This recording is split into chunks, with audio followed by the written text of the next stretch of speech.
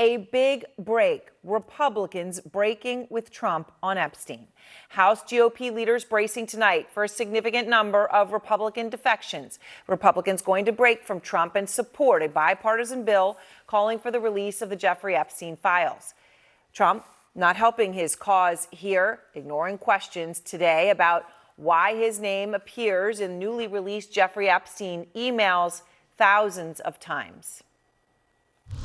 Sir, any response to the Epstein emails that mention your name? Silence. But it was thousands of times his name was included in new emails. And those emails, by the way, are only a fraction of the actual, still unreleased Epstein files, which all leads to the most basic, fundamental question. It is a glaring question. Why is Trump acting like a person desperately trying to hide something? After all, when Trump didn't have the power to release the Epstein files, he said he was all for them being made public. Would you declassify the Epstein files? Yeah, I would. I'd be inclined to do the Epstein. I'd have no problem with it. Well, he's got a big problem with it.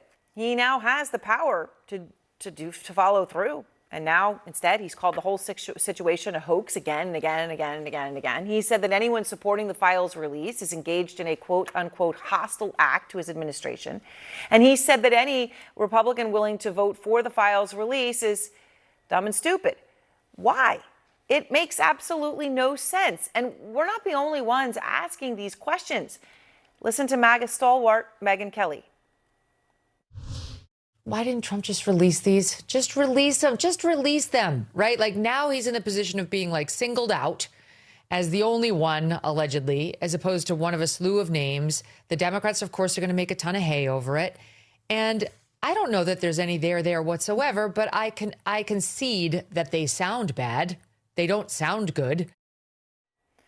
And what she's talking about there is just that 20,000 pages of emails, right, that include Trump's name thousands of times.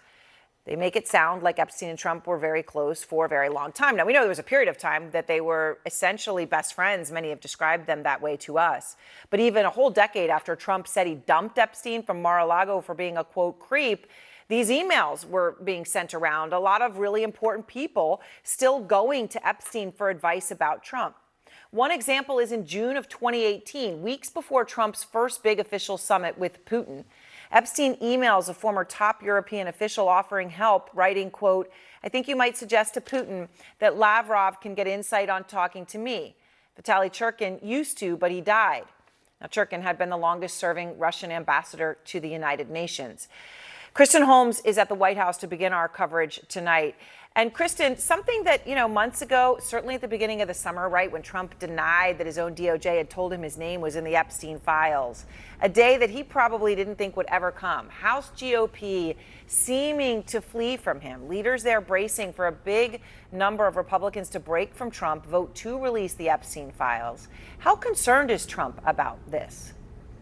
Well, the White House is watching it very closely. I mean, what we know right now is that Speaker Johnson today essentially did a reverse course. The White House and the Speaker's office have been working together to try and stop this bill from actually being taken up for a vote. Then all of a sudden you see Speaker Johnson saying that he's going to expedite it. It's going to be brought to the floor as early next week.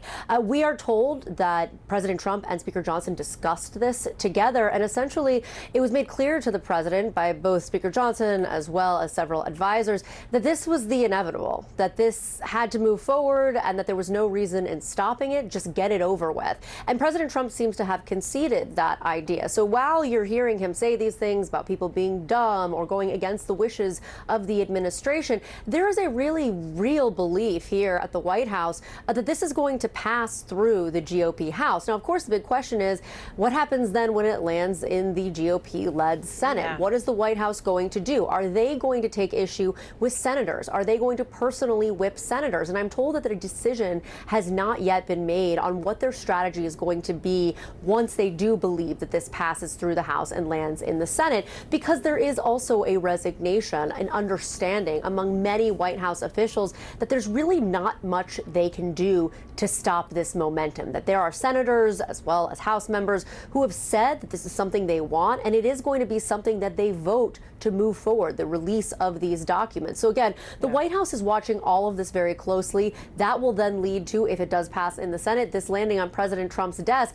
And I'm told that that's not even part of the discussion right now. All the discussion is what they're going to do in the next steps when this goes through the House, which they believe that it will.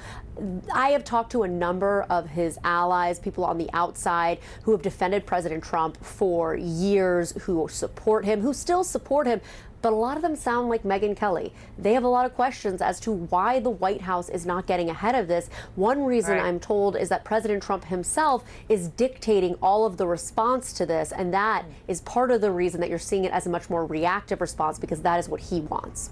Yeah, well, and it is, of course, something when people take a step back and say, why would anyone not want to put out the files of a pedophile and who knew and who aided and who participated, right? I mean, it's people don't want to be on the wrong side of that one, and it's obvious the right side.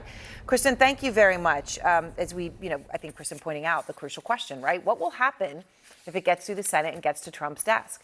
Well, Stacey Williams is out front now. She is a former Sports Illustrated model who dated Epstein in the early 1990s. She was one of the first people to come on this show and make it clear that Epstein and Trump, in your words, Stacey, were quote unquote best friends. And so many others, after you said that, talked about the closeness of their relationship over many years.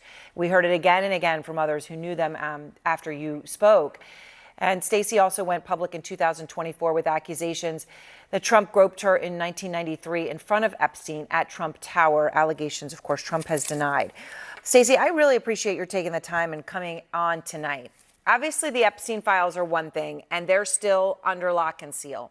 These emails, though, from the Epstein estate that include Trump's name in them thousands of times have gotten even more GOP members to say it's time for them to jump ship with Trump on this one and vote for the release of the files. Did you ever think you'd see this happen? That Republicans are supporting the release of the files? Yeah. Well, we've had a few, right? I've never understood the sort of the role of legislative officials in protecting pedophiles. I didn't think that was part of the job criteria. So it's been very confusing to me. But if some of them are finally arriving at some moral clarity, that's a good thing. Transparency is critical. And I was quite shocked to hear the White House say yesterday that they're being fully transparent after dragging a member of Congress there to get her to pull back her vote on releasing the Epstein files. It's condescending to the American people, and it is cruel and damaging to the Epstein survivors. Yes, and I know you're obviously talking about Lauren Boebert there, who has remained steadfast in her decision to vote for the release of the files. I commend her. Yes. Yeah, under incredible pressure. Yeah. In the emails that we have, and again, every time I say that, I just want to distinguish that these emails are from the estate, so they are Epstein files or something different.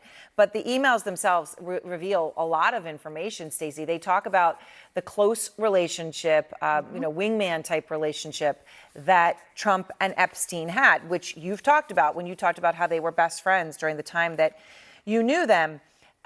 This is a video I'm showing of from NBC that shows Trump and Epstein at a party in Mar-a-Lago. It's all the way back in 1992, an important year for you, Stacey, because that's the year you met Epstein. And what they're doing in that video is watching women on the dance floor, and Trump appears to say to Epstein, "She's hot," referring to a woman. They're then pointing fingers.